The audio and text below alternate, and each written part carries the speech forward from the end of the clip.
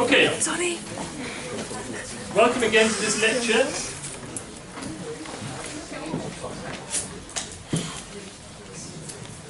This is what we're going to do today. I'll very briefly revise what we did last week. Then we'll look at two functions. We finished off by talking about functions last week. We'll talk about two functions, subject and predicator. And we'll look at the analysis of the predicator. Yeah?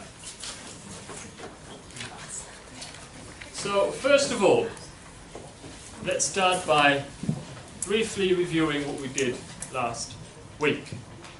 We talked about sentence structure, and I said there's different ways to look at the structure of a sentence. If you take a sentence apart and categorize all the different parts, how do you go about this? We said we can look at a sentence as consisting of just words. We can group all the words and label them. So sentences consist of words. We can also say these words can be grouped into phrases. Yeah? And finally, we said, and that's why we stopped, phrases have a function. They're there for a reason. So as we'll see today, every sentence has at the beginning a noun phrase.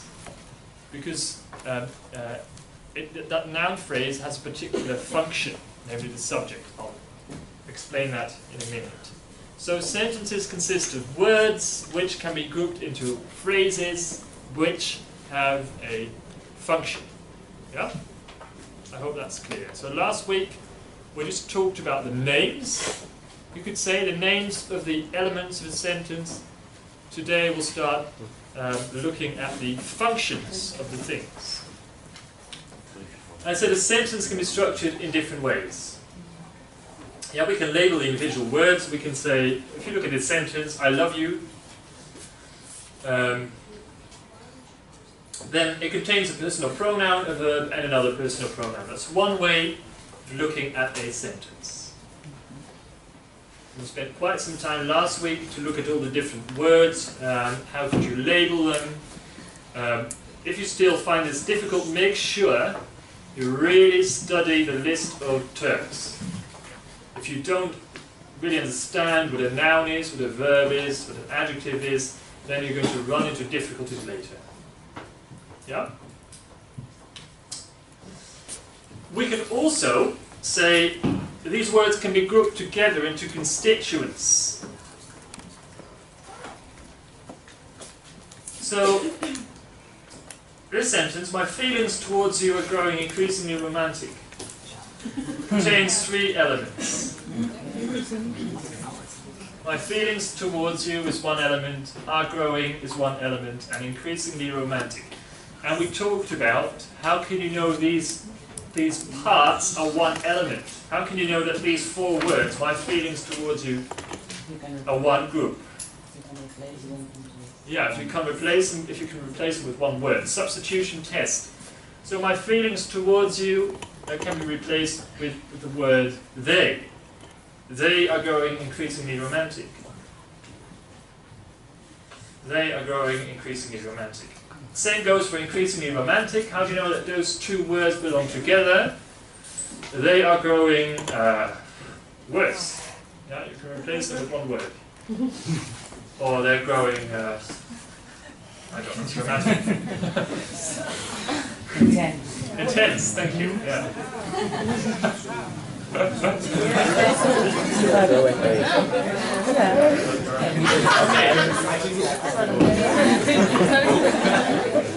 I'm not thinking of anyone in particular, by the way. I'm not here in this lecture.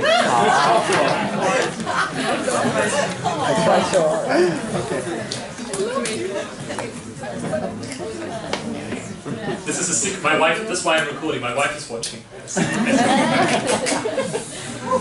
Okay.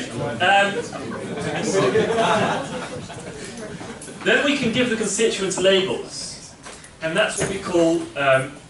This is a term which is important for next year, but not essential for this year. but I'm still giving you the term.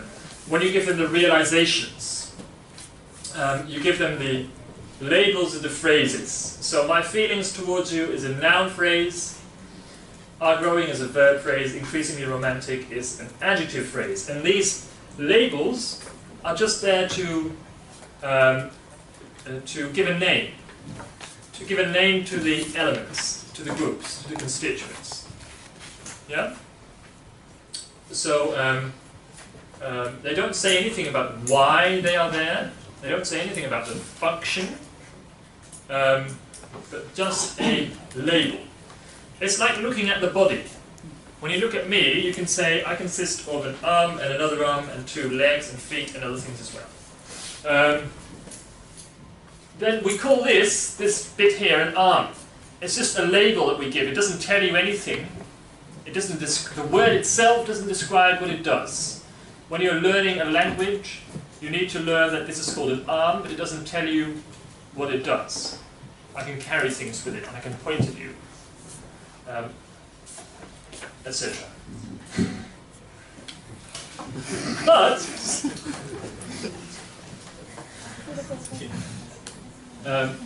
yeah, I have to stop myself from making stupid jokes. I'm sorry. If you see me smiling, then I'm trying to swallow a stupid joke.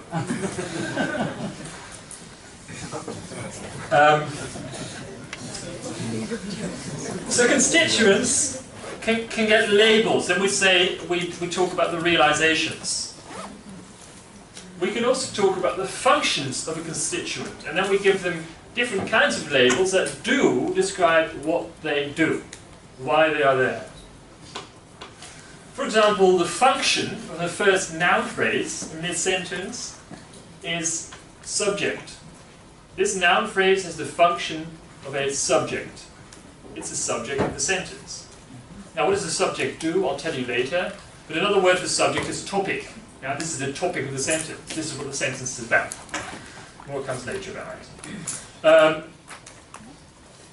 Predicator is the second one, and the last one is the subject attribute. Don't worry about that yet. So these are the functions. They explain to you why they are there. Now, again, the term subject explains why this sentence has to start with a noun phrase. Because the noun phrase has a function. It's got to be at the front because of the function that it has. I'll explain to you later what exactly the function is. It's the same with, again, the body. My head is on the top because it has a particular function, right? If you put my head on the side, it'd be really different to look at you all. Yeah, you see the point, right? If you're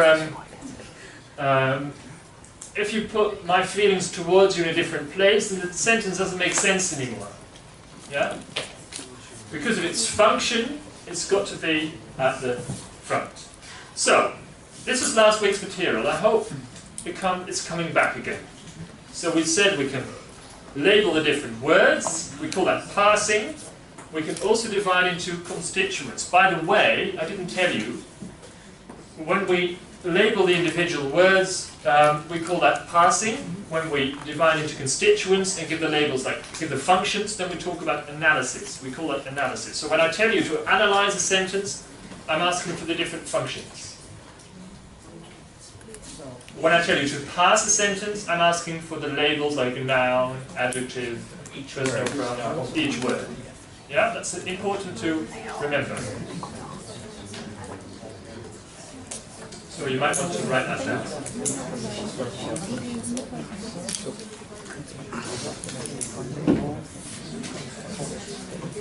Okay, I'm moving on.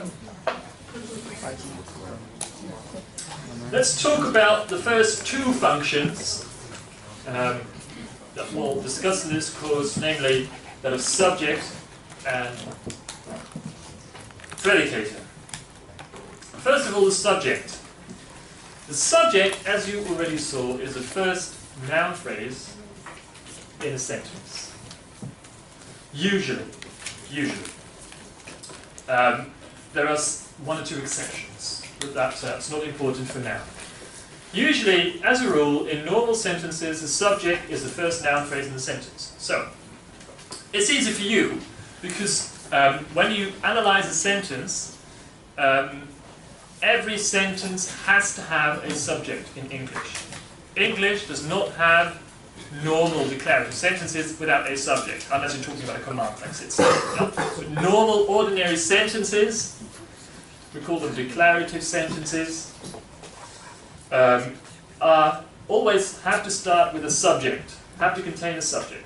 And this is something which is special for English. Other languages in the world, there are other languages in the world which do not need the subject. So for example, in English we say, it rains. It is the subject, it's the first noun phrase in the sentence, but it doesn't mean anything. You don't say, what rains? Nothing rains. It rains. It doesn't really have any meaning. It's meaningless. But it's there because you need a subject in a sentence. Other languages just say, rains. Before I come to your question, I'll show you the examples. Yeah?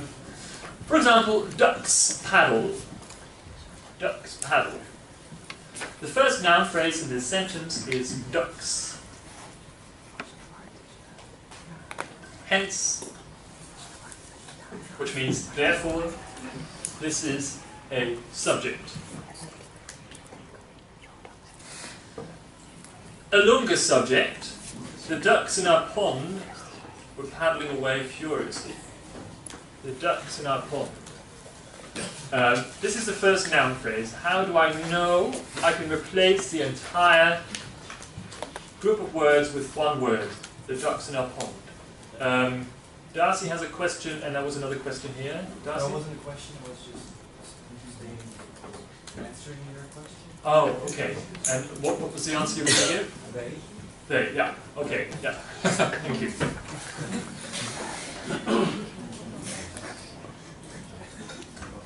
The ducks in our pond were paddling away furiously. They were paddling away. You can replace that entire set of words with the word they. The mouth-watering duck couldn't keep up with them. The mouth-watering duck can be replaced by it. And when it's your pet, you can say he or she. Usually we call a duck a it. It couldn't keep up with them. So you know, these words belong together. It's the first noun phrase in the sentence. It is a subject. Before we talk about the function of the subject, what the subject does, the predicator. Because it's helpful to know what the predicator is when you want to know what the subject does. Okay. The predicator is the verb phrase that usually follows the subject. It sounds more complicated than it is. I'll show you examples. The word ducks is a noun phrase which is followed by a verb phrase. In this case, a verb phrase contains only one verb, namely paddle. And that's the predicator. In Dutch, that's een werkwoordelijk gezegde. Yeah, so that helps. Ducks paddle. Ducks is the subject, paddle follows the subject, so this is the predicator.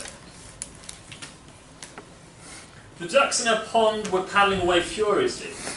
The ducks in our pond was the subject we saw. It's followed by a verb phrase which contains a multi-word verb. Remember last week I said some verbs consist of more than one word, like look at or paddle away.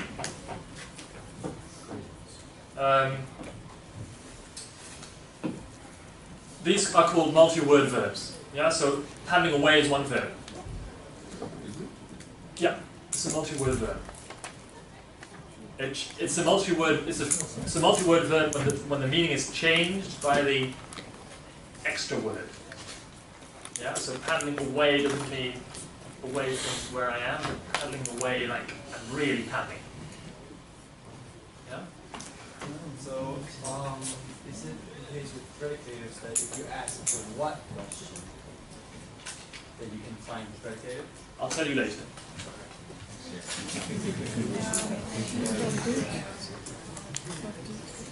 The mouth-watering duck couldn't keep up with them. Keep up, again, is a multi-word verb. I'm sorry, there's 2 multi-word verbs in here. I didn't realize. I should have left them out because it makes it more difficult. There aren't so many multi-word verbs, so don't worry about them. But here again, the verb phrase that follows the mouth-watering duck is couldn't keep up. Then that's the predicate.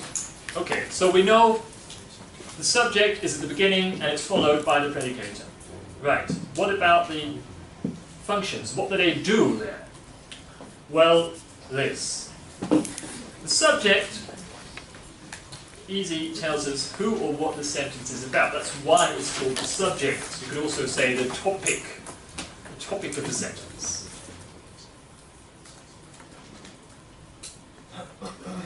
All the sentences we looked at were about ducks. Yeah? They were the topics of those sentences, the subjects of those sentences. Yeah? It answers the question who or what plus predicator. If you're in doubt as to what the subject is, always ask this question. Who or what plus predicator? I'll give you an example. Jack eats frogs. Jack eats frogs. I don't really know what the subject is here. I'll ask a question. I know what the predicator is because that's easy, because there's only one verb there. That's eats.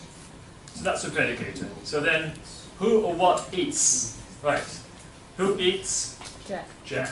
So Jack is the subject, and he eats frogs. I looked at this, and it seems to be a real frog. It doesn't, if you look closely, it doesn't really look plastic. By any chance, Jack French? Jack French, I don't know. Why? That explains a lot. The French eat frogs. I invented Jack, so I don't know what the French. So this is the way to go about this. Yeah, maybe literally Jacques. Yeah. So this is the way to go about this. If you want to know what the subject is, find the predicator first. This is what I'd advise you if you're doing sentence analysis. Of course, there are more functions to come. If you have to analyze a sentence, try and start with a predicator. It's usually easier to find because it's the most important verb in the sentence with other verbs. The most important verb phrase in the sentence. So you find the verb phrase, the predicator, and then you ask who or what eats, who or what hikes, who or what knits. When you're analyzing. Yeah, if you want to find the subject. Yeah, so then if you want to analyze a sentence, find the predicator first, and from there you look for the subject. There's one question here. Well, in Dutch there's also this thing called voltooideelwoord. And then you have one word that's persoonsvorm, and then the other word is a voltooideelwoord. Yeah. In English you don't have that? We'll talk about that later. Okay. Yeah.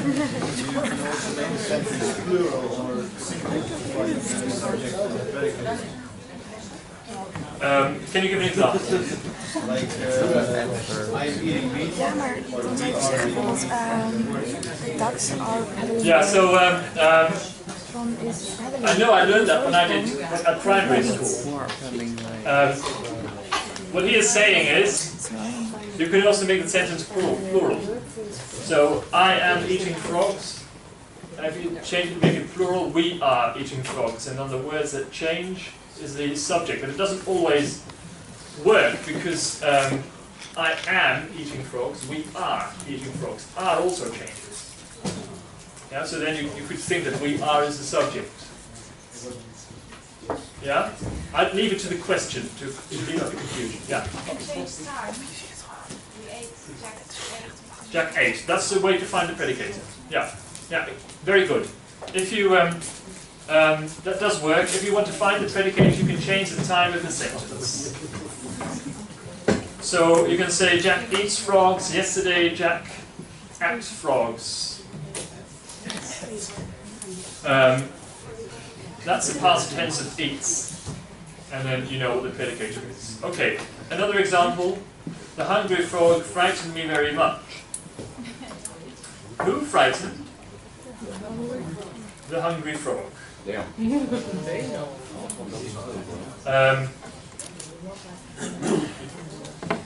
And I'm realizing I'm using the wrong edition of my PowerPoint. Why? Because I did put a different picture here. So I have to change it later on.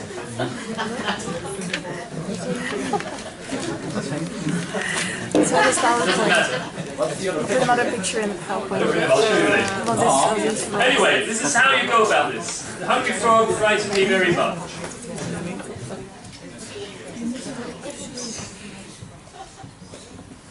Who frightened? So I'll just stick with what I just said. You find the predicator first.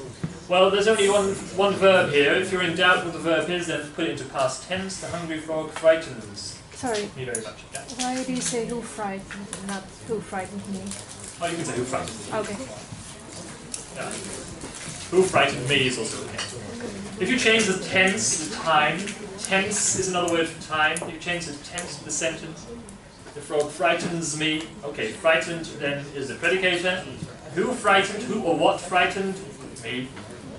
Answer the hungry frog. Yes, one question there. Can you also find the predicator like when you make the sentence a question? That works in Dutch but not in English, because in Dutch you can put the entire predicate in the front of the sentence. So in Dutch you can say ik ga winkelen. Yeah, and then to find the predicate you can put it into a question and say ga ik winkelen. Yeah, and then ga goes to the front. But in English that doesn't work. You don't say I go shopping, go I shopping. Yeah. Yeah?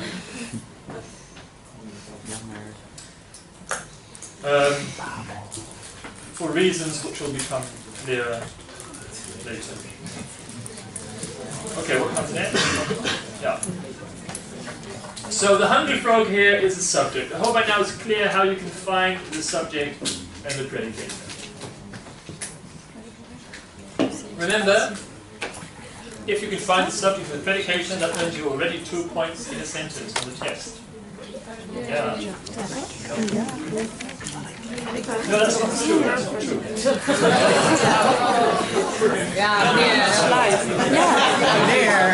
Alright, only one correct, I'm sorry. Want wel, als je het subject en de predicator in de zin kan vinden, betekent dat de test. Maar het is Okay.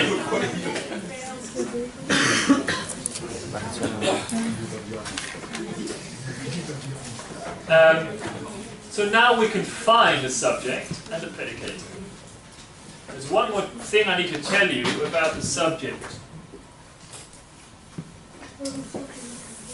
Look at this sentence. It's obvious what the subject is. Horses. But would you say this, apart from the content, would you say this? Horses were in the bathroom. It sounds a bit awkward, right? To say horses were in the bathroom. What would you say, anyone? There were horses in the bathroom. Yeah. It's not incorrect to say horses were in the bathroom, but it just sounds funny. So we say there are horses. There were horses in the bathroom. So what are we doing here? We're putting an extra word in, which substitutes the subject, as it were. It doesn't really mean anything. There has no meaning. Now you can't explain what there is. It has no meaning. It just, you put it there to make the sentence sound nicer. There were horses in the bathroom. So what we do here is we substitute the subject, as it were, and we call that a provisional subject. Provisional subject. So when a sentence starts with there, you always ask yourself, could this be a provisional subject? Does it have any meaning? Sometimes you can say, there it lies on the floor. Yeah? There it lies on the floor. And there is an indication of space, of place. It lies on the floor, there. And then you can point it there. But here you don't say there were horses in the bathroom. You say there were horses in the bathroom. There doesn't have any obvious meaning. So when there doesn't have any obvious meaning, it doesn't refer to place, then it's probably replacing the subject. And we call it a provisional subject. On the test, you write down PS when there's a provisional subject. Yes. So in this case, you will note there provisional subject, horses subject. Good question. That's the next thing I was going to say. Horses then still remains a subject. Yeah. But we call it the real subject in this sentence. So in this sentence we have a provisional subject, PS, and the other one you have to call real subject, because that is in fact what the sentence is about, right? The sentence isn't about there. You can't say there were in the bathroom, it doesn't make any sense. There were horses in the bathroom. So horses still remains the subject, the topic of the sentence, the subject, and therefore you call it the real subject. I saw a... Yeah, question So here. the word there in Dutch would be like air. Air, yeah. Although Dutch air behaves differently from English there. But don't need to talk about that. There was a finger in the back somewhere earlier on. So very much, if you were to divide the sentence into constituents, there and were would be a different constituent. Yeah, there would be one constituent with the function of provisional subject. Were is then constituent which has this function. The predicator. Horses is a separate constituent called the real subject. RS. What kind of phrase would there be? Is there a noun phrase? Is there a... Good question. What is there again? There is an adverb phrase. of course, it Yeah. refers to place. Yeah. But it doesn't refer to place in this Uh, example. Normally, yes, it's an adverb because it refers to place. no, it's not an adverb phrase. Not in this example. It's a pronoun, so it's a noun phrase. It's a noun phrase. This is a pronoun. There? Yeah. Okay. Demonstrative pronouns. Yeah, it's a demonstrative pronoun, so then it becomes a noun phrase. Yeah. A question from Yusla. Yes, but if the sentence begins with there, it's always a provisional subject. Very often. That's the point. Very often. Sometimes you use there to refer to place. Yes. There you go. Right? Then there doesn't replace the subject, it just indicates the direction. Yes. Yeah, and then it's not the provisional subject. Okay. Yes. And is it the only provisional subject there is? There are others, but I'm not mentioning them here because I don't want to confuse you. But on the test, you'll only get this one. Another question from Tim. What phrase would there be? As I just said, a noun phrase because it's a pronoun. Yeah? So some serious problems may arise in the bathroom is another example. A sentence with an awkward subject. We would rather say, to make the sentence sound more fluent, there may arise some serious problems in the bathroom. Yeah? So again here, there is the provisional subject.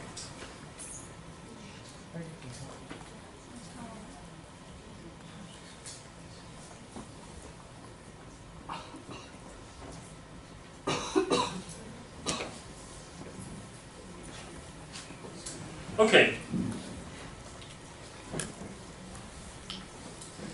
The predicator, so the function of the subject is, it tells you what this topic is about. Now what this sentence is about.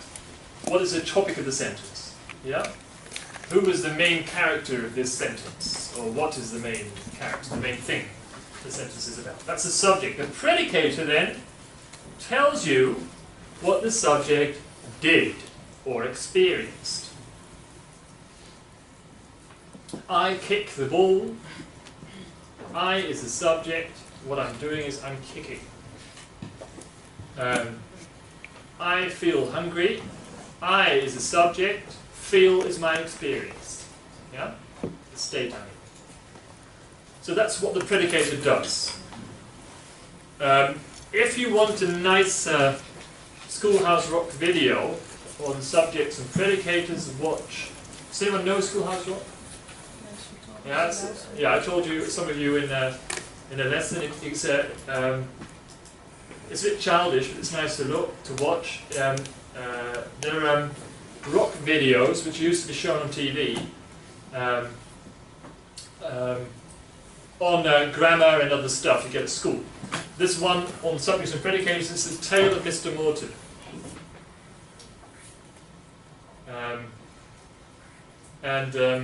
I wanted to show it to you, but we don't have any time.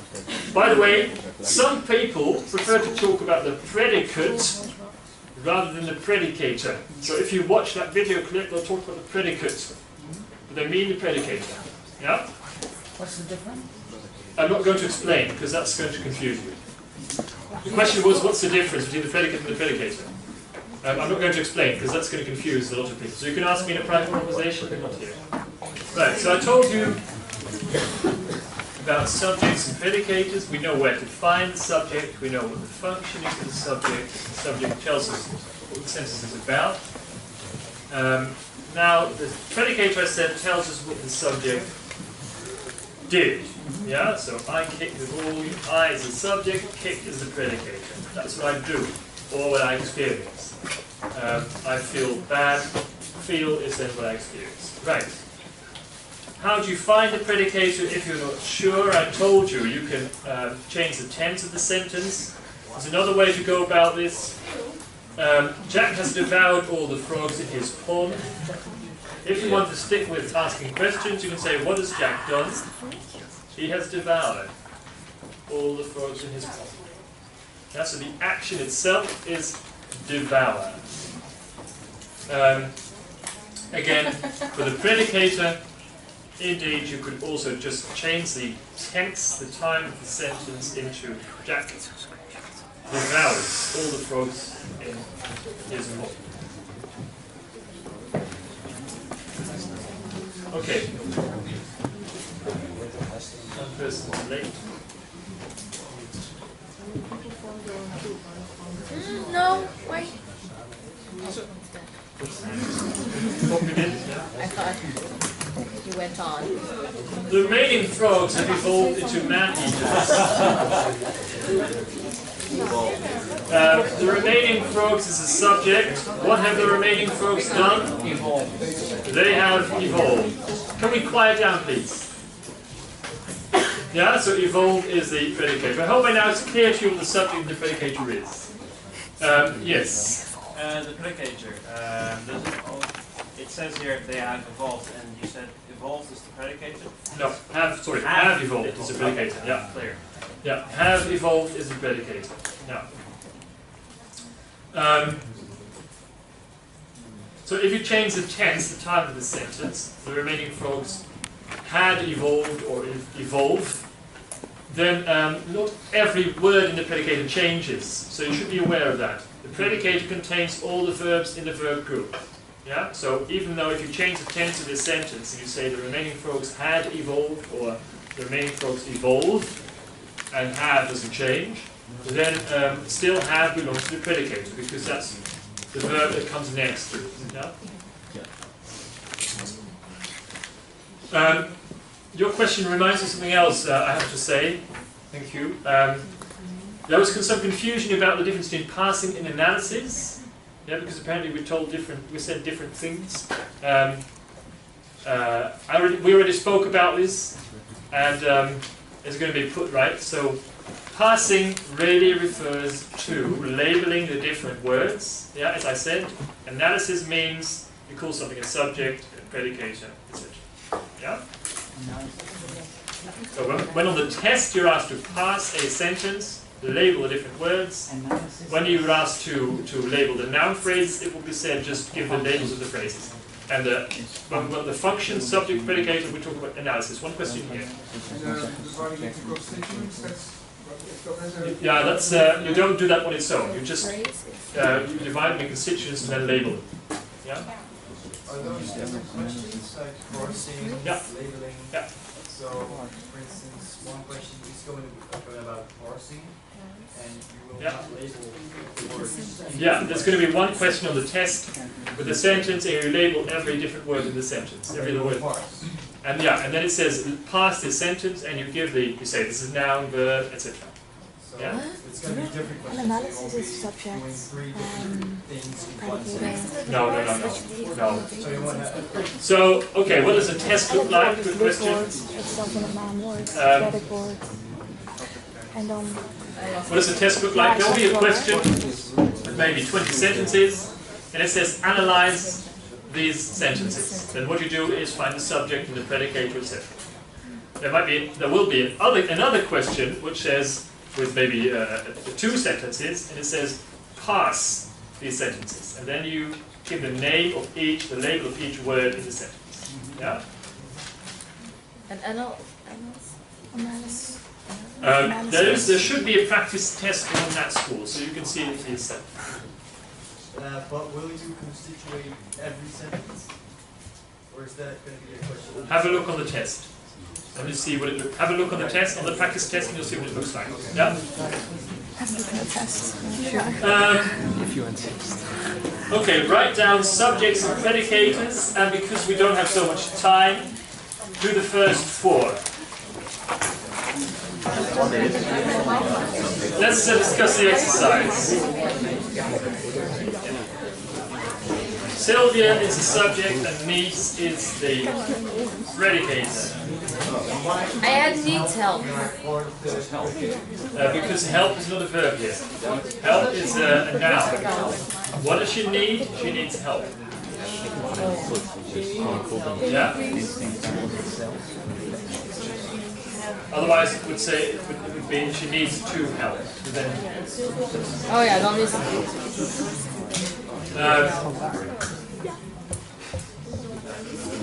number 2, Ajax is the subject and beat is the predicator. Number 3, the first bit here is not the subject. It's what we call an adverbial, it comes later. My grandmother is the subject, because that's what the sentence is about. Is coming is the predicator. My favourite month is a subject and is the only verb is the predicator. Okay, we'll leave it here when it comes to subjects and predicators and where they are. If you have any other questions about this, wait until the tutorial, because we need to move on. One burning question then? Yeah, on the 8th and on Tuesday, I always bring my dictionary to class. Always. Always is an adverbial, which tells you when it happened. Yeah? We call that an adverb, and it's an adverb phrase. Okay. Now, the predicator is more complicated than the subject.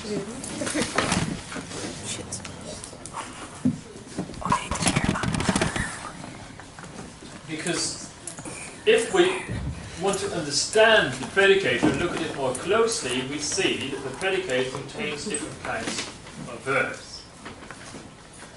So we're going to describe the different kinds of verbs in a predicator to understand what happens there. What kinds of different verbs do you have in a sentence? First of all, a predicator may contain a lexical verb. And lexical, the word lexical means this has meaning, obvious meaning. It bears the meaning of the predicator and of the sentence as well. For example, cry. When I say the word cry, you probably get a picture in your head of someone crying. Yeah? When I say steal, you probably get a picture of someone stealing. You know what I'm talking about. These have very obvious meanings. When I say help, well, you can't read this. Help. Well, actually, I see yellow, but not help. Okay, it says help. Yeah, so I say help, and then you get a picture of someone crying for help, or someone helping. Smile, forget, walk, etc. Yeah, so these words bear the meaning of the predicate. They tell you what the subject does or feels. experiences. Yeah? That's called the lexical verb.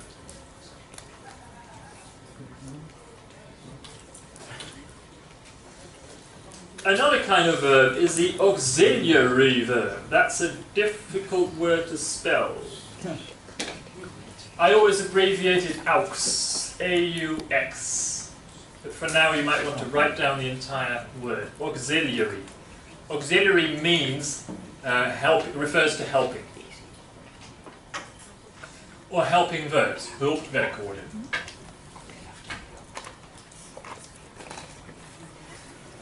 These words have no very obvious meaning. For example, do, be, and have. When I tell you, when I say have, you don't get a picture in your head of something. When I say be, you don't get a picture of something being. Yeah? Do, also, you don't get it doesn't give you a picture of something. Yeah? So these are not lexical, these are auxiliary verbs. They don't really bear any obvious meaning. They're just there to help. They're there to help the main verb. For example, a lexical verb. Can or could, will or would, shall, should, may, might, must, ought to, used to. Yeah? These are auxiliary verbs. Isn't it like that the last verb is always the lexical? Yes, unless it's something else, which I'll tell you later. Yeah, that comes later. But if there's a lexical verb in a sentence and there's an auxiliary verb in a sentence, then the last one is always a lexical verb. Auxiliary verbs cannot come on their own. So if you have a predicator with only one verb, it can never be an auxiliary verb, because auxiliary verbs are there to help another verb. Then do changes into a lexical verb. Yeah. So the question here was, what if you say do the dishes? Please do the dishes. Then do changes into a lexical verb, and that's why it's a special auxiliary verb, which I'll tell you in a minute. Yeah? Has? So an auxiliary verb always assists a lexical. That's why it's called an auxiliary verb. Auxiliary means help, Yeah. helping verb. So it always assists, helps another verb. That's why it's never stands on its own. Yes? Could you give an example of a sentence that contains an auxiliary verb and lexical? Yeah. You should help me. You should help me. Should help is the predicator. Should is an auxiliary verb. And help is the lexical verb. Yeah? It's different when I say you help me. The meaning changes slightly when I say you should help me. Yeah? So should then changes the meaning of help slightly. Yeah? So this is also something which doesn't always work in Dutch. In Dutch you can say ik kan lopen. Yeah? Kan then is a auxiliary verb, but you can also say ik kan het. So you can use the word can on its own in Dutch. In English, that's not the case. You can't use the word can on its own. So I was in a conference once with an American speaker, and they were talking. This was in the Netherlands, and the speaker was American. They were talking in English. I was walking past a group of people who were talking to the speaker, and the speaker said, "The weather's beautiful." And then one person said, "Yes, it cannot better." Yeah. So then he didn't realize you can't use the word can on its own. I sort of figured that. Well, I use a phrase we can do it, no we can't. That could be a separate sentence. Yes. No, we can't. Then you wouldn't say that on its own, right? You wouldn't just walk in a room and say, we can't. It wouldn't make any sense. So no, we can't then is like a response. It's not a complete sentence. Yeah. If you ask someone how they are and they say, I could be better, then the could would be an auxiliary and the be is changes into a lexical verb. Change. Yeah. Yeah. I could be better, like do. And so I'll move on because that's the next thing I'm going to say, really. So I said auxiliaries always appear together with another verb. Yeah, because they are a helping verb, they're there to help another verb. what is important is there can be more than one auxiliary in a predicator. That's thinking. So there can be more than one auxiliary verb in a predicator. We can say, I should have been going home. Should have been then are all auxiliary verbs. Going is a lexical verb. Lexical and copular verbs can only appear on their own. I mean, it can never be more than one lexical and copular verb. Yeah, so remember that. When you're looking at the predicator, and when I ask you, can you label the different verbs in this predicator, then you should always realize there can only be one auxiliary verb and one copular verb. I didn't explain I haven't explained copula, have I? No. No. I'll explain that in the next slide, I think. Couple medical. So just remember that for the next slide. So there can be more than one auxiliary verb. Yeah. So these are auxiliary verbs. You can say should have been, but you can't use two lexical verbs in the same predicator. You can't say I cried, helped, or something. It doesn't make sense. Now, I either cried or I helped. I didn't do two things the same. Well, you can help while you cry. You can help while you're crying, but then, yeah, that's a different thing. Okay. Yeah. So what if you say I cried while helping? Then you're using a subclause, a bijzin, with a predicate on its own. And that's for another lesson.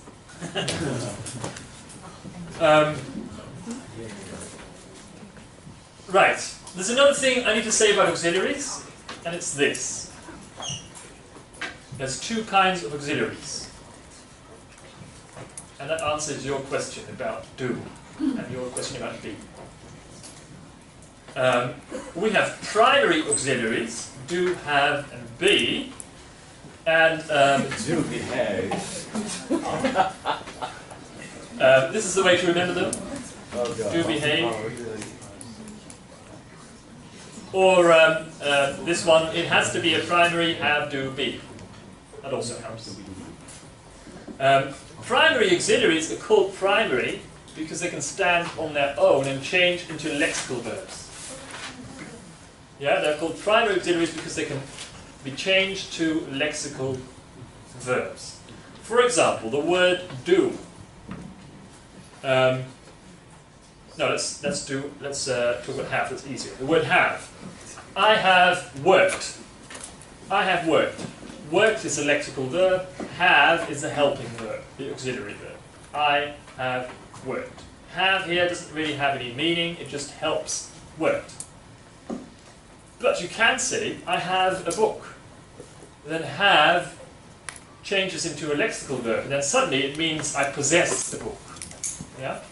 So it changes its meaning. That's why it's called a primary auxiliary. So the most important thing to remember here is primary auxiliaries can appear on their own. They can become lexical verbs.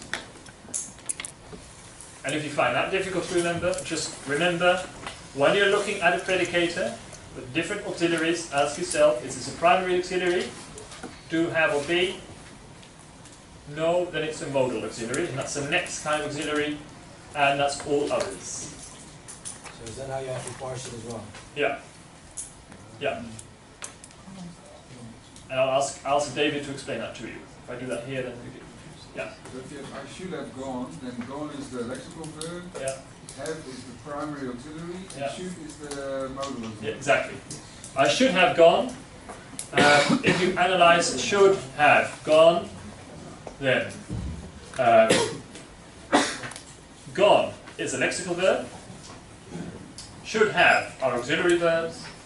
Should is a modal auxiliary. And have is a primary auxiliary. I'll show you an example of that later. Any other questions? No? Wait. Yes. If the primary auxiliaries are on their own, you don't parse them as primary auxiliaries. No, then they're a lexical verb. Yeah, they've changed to lexical verb. Another question here. you abbreviate them during the test? Yeah, I'll show you. It doesn't really matter as long as it's clear. Yeah? So something like prim or mod. Okay, so I told you about lexical verbs. They have an obvious meaning: cry, steal, smile, walk, forget, and help, etc. Helping verbs or auxiliary verbs. They have no obvious meaning, and there are two kinds: modals, do, be, have, and primary auxiliaries, do, be, have, and modals. Yeah. And the last kind of verb is the copular verb, couple that word, or a linking verb. Why is this called a linking verb? I'll explain it too. Copular verbs, unlike lexical verbs, don't really, and this comes back in another lesson, in more detail. Copular verbs don't really describe what you do. I showed you examples of lexical verbs, right? I showed you examples of lexical verbs. I cry. When I cry, you can see tears on my cheeks. When I steal, you can see me do something. But a copular verb doesn't describe that kind of action. Copular verbs are verbs like to be, I am, or I become, or I see, or let's leave it with these three for the moment. To be, become, or see, for example, very obvious. Copular verbs. What's the yellow one? Seem, S-E-E-M, schijn. And not shine, but schijn exactly. I seem to be nice, but in fact, I'm not. These words can be recognized because you can replace them by an equal sign, or by the form of to be. For example, the word become, she becomes rich. She becomes rich is not exactly the same, but almost like saying she is rich. Right? You can replace become by equal sign. Why? Because rich describes her. So in other words, these words don't describe an action. She becomes rich. There's no action taking place. It describes a state. Right? It describes a state. Namely, she is rich. She becomes rich. So the copular verb then links she to rich. It's like a kind of equal sign between she and rich. Yeah, that's why we call it a linking verb, a copular verb. All it does there, it has no very obvious, clear, picture-like meaning. All it does there is act as a kind of link between the subject she and rich. So, if you want to test this, try and replace the verb with an equal sign, an ishti, equal sign. Okay? So we have a lexical verb with a very obvious meaning. Cry, steal, kick. I always seem to come up with the word kick, I don't know why. Maybe that says something about my secret desires. I never get angry, you see. Maybe I should get angry more than I auxiliary verbs have no very obvious meaning. They're helping verbs. They appear together with a lexical verb or with a copular verb, which acts as a kind of link. Is that funny? And remember, there can only be one lexical verb or one copular in the predicator. So, When you see a predicator, I'll come to your question later, Tim. When you see a predicator, you should realize one of the verbs is either a lexical verb or a copular. That's always true. Yeah? A predicator has to contain a lexical verb or a copular, but there can only be one. All the rest of the verbs will be auxiliary verbs. So if you want to write down steps, because we are going to ask you label the verbs in this predicator, that's going to be a question on the test, and then what you, it might help you just to write down the steps. First, see, is there a copular verb or a lexical verb? Which one of the two is it? Because it's going to be either one of both. When you found it, then all the others are going to be auxiliary verbs. Yeah? Questions? Tim had a question first, sorry. Yeah, two questions actually. One of them is, could you give more examples of a couple of verbs? Yes. I grow old. And this comes back in another lesson, yeah? So I don't want to do too much, otherwise I might confuse you with too much information. I grow old, because it's really the same as I become old. I feel bad. Yeah, it's not exactly like I am bad, but it's also a copular verb. It describes a state. Yeah? Say no more, please. And another question you had? In the sentence, it appears to be very odd. Yeah. I would say appears would be a lexical verb, and to be would then be a copular verb, wouldn't it? Appear and to be have to be separate because it appears to be very odd. Appear is not an auxiliary verb, right? And to be here, how can I say? Right. Auxiliary verbs always come before copular verbs and lexical verbs. In other words, if you're looking at a predicator, look at the last verb first. The final verb, the last one. Because that's going to be either the copular or the lexical verb. Auxiliary verbs come before it, to help it. Yeah? I should have helped. Help is a lexical, shouldn't have are the auxiliaries. So, it appears to be, appears is not a copular, is not an auxiliary verb. It's a copular verb. So to be then comes after it, but there can only be one copular verb and or one lexical verb. And to be here is to be is also a copular verb. So appear and to be are both copular verbs, so they can't be together in one predicator. So it appears what? To be very odd. Yeah, and I'll explain it in more detail, I think, in the next lesson. Another question here, and then I really have to move on. I'll wait for the next lesson. Okay, yeah.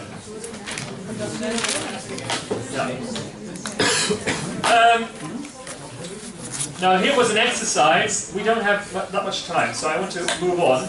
I'll look at sentences with you. Find the predicators and label the verbs. Well, here are 5 sentences. The emperor's presence on the playground disconcerted her. Disconcerted her. Disconcerted is the predicator. How do I know? Well, you can change the tense, of course. The emperor's presence on the playground disconcerts her, but also it's the only verb in the sentence. So this shows you this must be the predicator. Disconcert, by the way, means verontrusten. Disconcerted her. So disconcerted is the predicator, and it's only one verb in this predicator, and this verb is a lexical verb because it has a very obvious meaning. Now you can see the frown on her face when I say the word disconcerted. This is not right. She should have gone there straight away. The predicator here is slightly longer. There are 3 verbs next to each other. Yeah? Should have gone. Gone. I said start at the end. Because the last one will be either a copular or a lexical. Gone is the lexical verb, To go is a lexical verb. You can see someone going, and you can't replace it with an equal sign. Should and have are auxiliaries. What is have? Do, behave. Right, have. Have is a primary auxiliary. Should is a modal auxiliary. You have to write it down. Yeah. On the test, you write that You down. need to describe every word. Yeah, you have to describe every word in the predicator on the test. The emperor denied his presence on the playground. Again, here there's only one verb, denied. You can change the tense, the emperor denies. Okay, that's the predicate, it's only one verb. Deny is not a copula. You can't replace it with an equal sign, and you can see him denying. No, no, no. So, this is a lexical verb. He was rather confused. It's more difficult here, but if you change the tense, it becomes clear. He is rather confused. So, the predicator here is was, because that's the word that changes. Yeah? He was rather confused, and you can replace this with an equal sign, so this is a copula. She wished it was all just a dream. She wishes it was all just a dream. So the predicator here is wished, and it's again a lexical verb. Question. So what kind of word will confuse me? Confused here is an adjective. It's a verb that acts as an adjective. Adjective. Yeah. Yeah, it says the confused woman. Yeah? Another question there. I can't, sorry, can you quiet down because I can't understand. Was in the last sentence. Yeah. Because that's also a verb, right? Yeah. This, we're not allowed to give you this kind of sentence in the test because this is a sentence within a sentence, a Bayesian, a subclause. So it contains two predicators. But the other one is less important. So this one doesn't really belong to this course. Yeah, it's a kind of sentence you get in year 2. Yep. Yeah. Sorry? Then why do it now? Yeah, maybe I should have left it out, sorry. Jason, you had a question? Number 5. She wished it was all a dream. The question was, what is was? Because that's also a verb. Yes. Yeah, this is what we call a subclause, a Bayesian. And if you don't know what that means, then wait for it until I explain that in another lesson. And you're right, I should maybe have left this out. Yeah, because now you confused me. I got it, but Too now bad. Yeah. it's made me confused. So you feel like it's now? Okay. I know this is a lot of information. We're not done yet. I see people packing for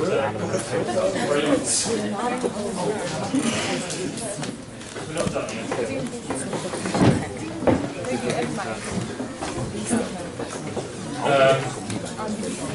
Are we?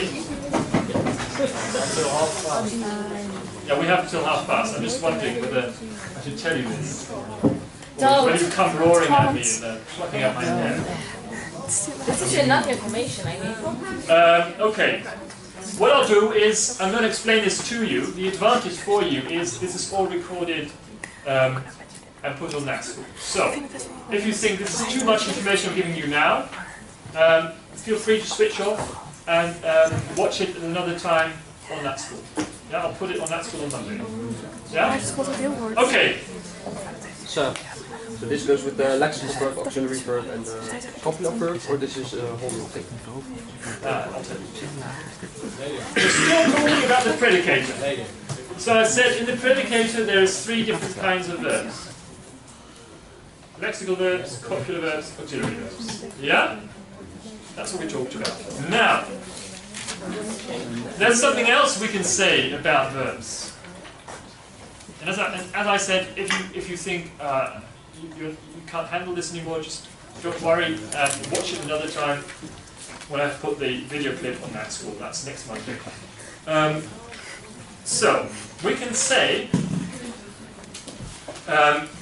another thing about verbs. Namely, the first verb in the predicator is always called a finite verb. Whether it's a copula or auxiliary verb, doesn't matter. If it's the first verb in the predicator or the only verb, it's always finite. What do I mean by finite? Finite means that it can be changed into past or present tense. I'll give you an example. He is walking. He is walking. If you change the tense of this sentence, it becomes he was walking. You can change is to was and is walking. Right? You can't change walking. You can't say he is walked. That means something completely different. Yeah? So the first one is finite, because you can change it. Now you don't really need to know that you can change it. All you need to know is the first verb is finite. Yeah? If I tell you find the finite verb, then always look for the first verb. And if there's only one verb in the predicator, that's the finite verb. So what about should have eaten? Sorry? Should have eaten. Should. How do you Yeah, you can change should to shall. Shall have eaten. Yeah. Ah, okay, so it's not always past present. Yeah, or present to past, or past. Well, shall is technically the present tense of should. Yeah. Ah, yeah.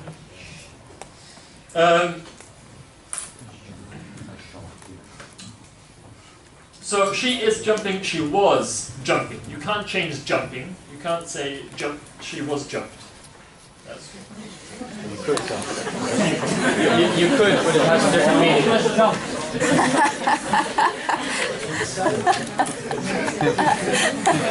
He knows. That's the meaning. right, they have been laughing. You're doing it so on purpose. Yeah.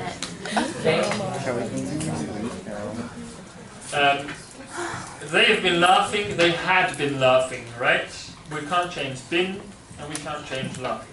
Have is the first verb, it's finite. Peter worried a lot. Peter worries a lot. This is the only verb in the predicator.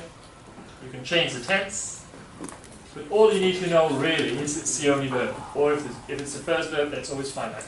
So let's take the example should have worried again. That should have worried is then should. Is that a modal auxiliary? Yeah. Or is it a finite verb? It's a modal auxiliary which is finite. Okay, but how do you parse that? You say finite modal auxiliary. That sounds like a lot of fun. Oh no, we combine it with this way, so oh man. Vandaar dat hij ook zei dat So it can be finite lexical as well. Finite lexical. Yeah, finite lexical, yeah. It's my job to confuse you, so yeah. So finite lexical. So if there's one verb in the phrase, it's always a finite lexical. Yeah. Or finite. Yeah. So when you're describing the different, when you're describing a predicator, labeling the different verbs in the predicator, there's a few things you need to say. You need to say it's lexical, the copular auxiliary, and then finite or non-finite. And there's more coming. I'm not sure if I dare to tell you that. Yeah, so you say is jumping is a finite primary auxiliary. Jumping is something else. So the first one is always finite. All the other verbs in the sentence are non-finite verbs. Their forms cannot be changed.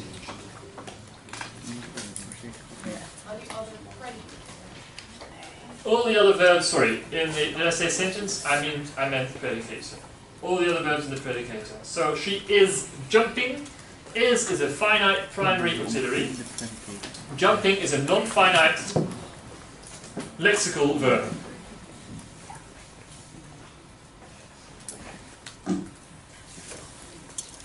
Yeah?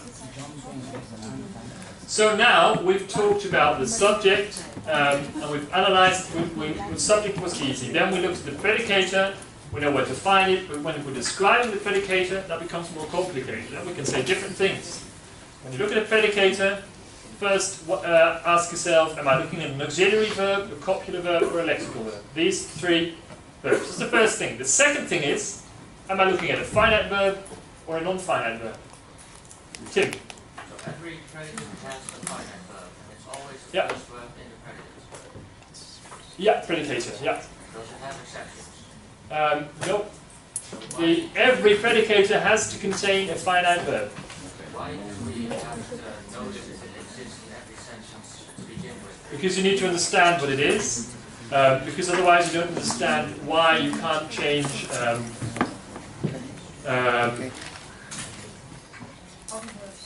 the other verbs, yeah. So why, for example, we should have gone home. Why can you say we shall have gone home, but not we should have gone home or something? Yeah. And reason 2 is learning for the sake of learning. And also to prepare you for what you're learning in year 2. Yeah. Can you repeat those steps that you said? Yeah. First of all, look for the kind of verb, whether it's auxiliary, copular, or lexical. Yeah. Then, if you see auxiliaries, then think about, is this a modal auxiliary or a primary auxiliary? And this is the way to do it. Maybe at home you should make a diagram with all these questions. Yeah? Because once you know what questions to ask, it's really easy, because there's clear ways to find out whether something is auxiliary or not, or a modal or not, or a finite or not. So once you've discovered this is a lexical, copular, or auxiliary, and then what kind of auxiliary, modal or primary, then you think, is this finite or non-finite? Yeah? And time's up. I was going to say something about non-finite verbs. I wasn't done yet. But we'll leave it here for the moment. Next week I'll start off with different kinds of non-finite verbs. Before you start talking and packing,